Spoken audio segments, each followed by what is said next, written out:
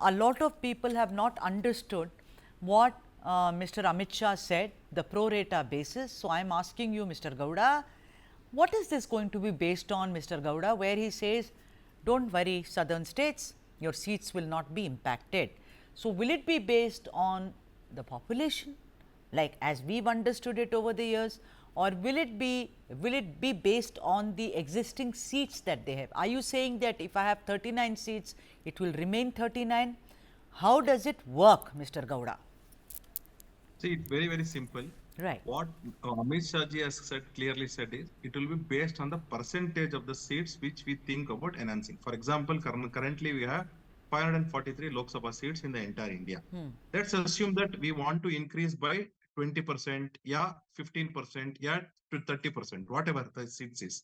So Karnataka has currently 28 seats. So we increase from 28 seats to, let's assuming that all India mein there is 25% rise. So Karnataka will have 28 to 25% increase. Similarly, Tamil Nadu, 39 seats. And so on and so forth for all the states. So this is decided upon by all the states put together that they are going to decide and come together. See, we have already clearly exhibited this even in FCs, finance commissions. The kind of the weightages was given, which was given for 1971 population as well as 2011 population. It was very clear. So why is this confusion Stalin and the left-based ideology is creating in India? So this is just a foul play So, and yeah, a all right. misread Yeah, conceptions right. only. Mr. Gowda, this 25% hypothetical, again you are saying let us assume. How do you come to that 25% in the first place, Mr. Gowda? This number which you said will impact the seats, and it is, you say that this is kind of paranoia being created by the Congress party, but where do you get the 25? What is the basis of 25? Like cutoff in college, I will get admission if I get 95%, not if I get 94.2%, sir. So tell me, explain the number logic, sir, Mr. Gowda. No, no. See, it is basically what will happen is all the parties will be called and all the people, whoever has to say whatever the suggestions will be taken. Let the census complete and post that all the parties can give their own suggestions. How should the percentage increase be done? So this will be done accordingly only. So by sitting in a channel, I cannot say that on what criteria percentage will be increased. No, that cannot be done decided by one person. That has to be decided unanimously by the important key players in every state, All every right. nook and corner of the country. Okay, okay, sir. Understood. Ramesh Seturaman, then I don't understand that when the new building of parliament was inaugurated, Ramesh, it was said very clearly that there will be delimitation and the seats will, the avatar will change. Now, what do you make of this? Because as I understand, these are all intelligent men who run states, whether it is Muka Stalin, not talking about politics, I am talking about administration and governance. Look at Mr. Siddaramaiah, you know, these are all stalwarts, as it were, you know, who are part of the federal structure of this country. So, Ramesh Seturaman, do you see any logic? People are saying they are paranoid. I don't think, because they are asking logical questions today, Ramesh. What do you think? Absolutely. I think whatever the questions that being raised um, as of today by the non-ruling, non-BJP ruled states, I think the questions are absolutely valid, and I'm sure all these things should be discussed in the open and be clarified.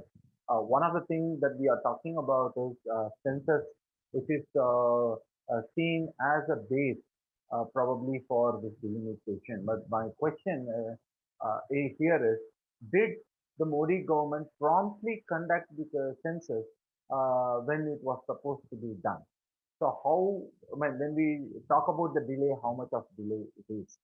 So it is very, very evident that the government is not acting responsibly. They have changed certain things. For example, there used to be the planning commission. Later on, they changed the name to a Niti Ayog, and so much of issues with the data as well. The way how it is being presented by the central government, You a know, lot of things are yeah, questionable. you know what is also bothering me is that let's take the women's reservation bill. Now, these important issues will also be impacted by the strength that each state has. Satya Prakash, come in here, Satya Prakash. What do you make about this pro rata, Satya Prakash? Because this is what I was asking Mr. Gowda, who very politely answered that there will be a base number, all the states will be invited. But what do you make of this, Satya Prakash? Mr. Amit Shah feels he's the most intelligent man in India.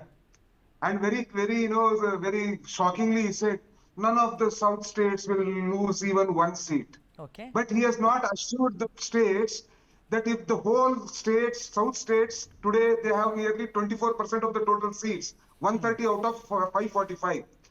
Karnataka constitutes to 4.13% of the total parliament. Similarly, Tamil Nadu 7.2, undivided Andhra 7.4.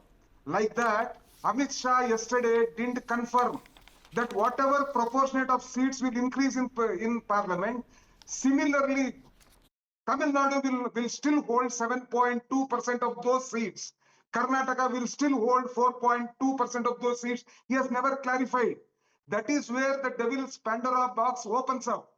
Because now people of South doubt this BJP government because they have always been very vindictive towards South, be it the three language policy or anything.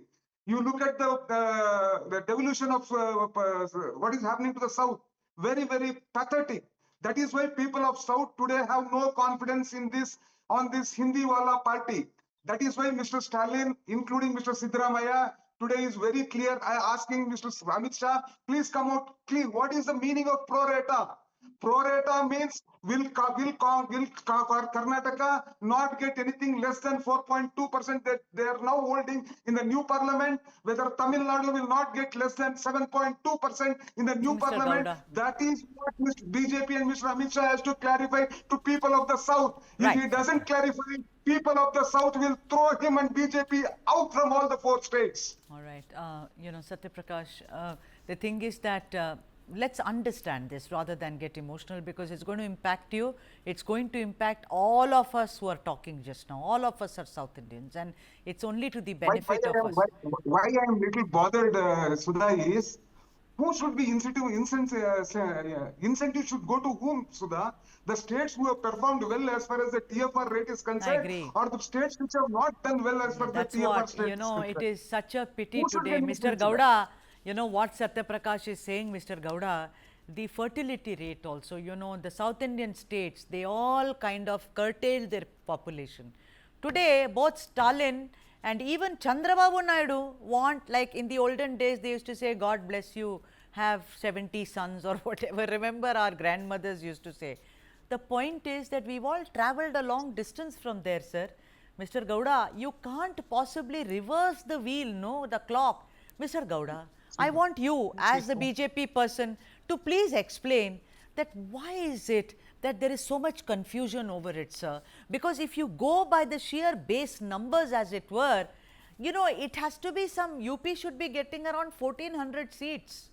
If you just do very, very clear calculation, the kind of population explosion that has happened in Bihar, Uttar Pradesh and Madhya Pradesh, it boggles your mind. They have not done anything to curtail the population explosion there. Mr. Gowda, over to you, sir. Please take it away. Yeah, I'll tell you, first thing is Satya Prakash should take back the word called Indiwalas. That is not a right word for BJP. BJP is a pan-India based party, and we have presence in all 10,50,000 polling booths in entire India now. You cannot call it as cowbelt party only. That is a wrong notion which Satya Prakash and the team is spreading. That is first. Second part is, let's assume your love Satya for Prakash, India, Satya the whole Prakash, nation knows Satya Prakash, South Indians. with the due respect, please. I did not utter a word when you were speaking. Please listen. Now, let's come to this point. Now, what is the delimitation which has to take place according to the Parliament Amendment 42nd on November 1st, 1976? What did it happen? What happened in according to 42nd Amendment? Clearly, Indira Gandhi said there will be no delimitation or any kind of a reconstitution till 25 years, and post 2026 only there will be new seats which has to be added to the assemblies or parliament unless and until there is a new state which is formed. That is point number 1, which was clearly drafted by Indira Gandhi only. Otherwise, you see 1951, 1961, 1971. there were seats which were increased every 10 years in the parliament as well as in the assemblies.